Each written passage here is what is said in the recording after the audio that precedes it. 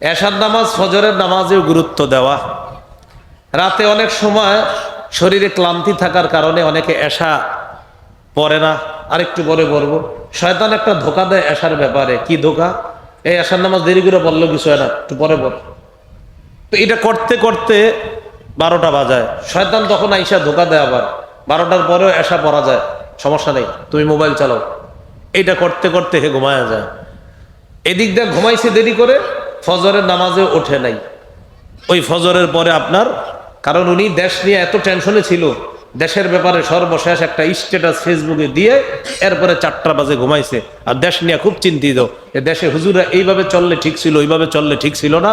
হুজুরদেরকে ইসলামের রূপরেখা দেখায়া উনি একটা স্ট্যাটাস দিয়ে ঘুমায়া গিয়া ফজরের নামাজটা পড়ে নাই। আসলে কিন্তু উনি টেনশনে পড়ে নাই, এমনি পড়তো। তো এই যে কাজগুলা, এটা করা যাবে না।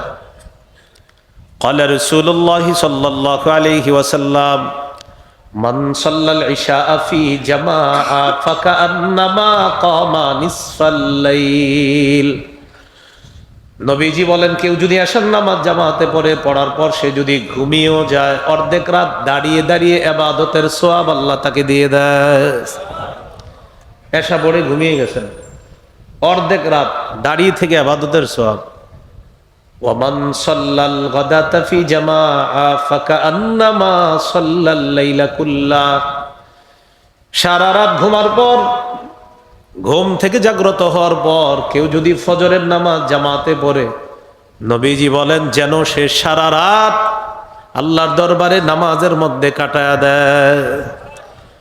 এশা জামাতে পড়ে ঘুমায়া যাবেন, অর্ধেক রাত ইবাদতের সওয়াব। ফজরের নামাজ জামাতের সাথে পড়বেন, ঘুমায় গেছেন কিন্তু সারা রাত ঘুম থেকে উইঠা ফজর পড়ছেন জামাতে, সারা রাত নামাজ পড়ার সওয়াব। নাসাইর হাদিস 466 নম্বর হাদিস। এই হাদিসের মধ্যে আছে, قال رسول الله صلى الله عليه وسلم إن أول ما يحاسب به العبد يوم القيامة صلاته فإن وجدت تامة كتبت تامة। রাসূলুল্লাহ সাল্লাল্লাহু আলাইহি সাল্লাম বলেন, নিশ্চয়ই কিয়ামতের ময়দানে সর্বপ্রথম বান্দার নামাজের হিসাব হবে। নামাজ যদি পরিপূর্ণ পাওয়া যায়, কুতিবাত তাম্মা, সওয়াবটাও পরিপূর্ণ লিখে দেওয়া হবে।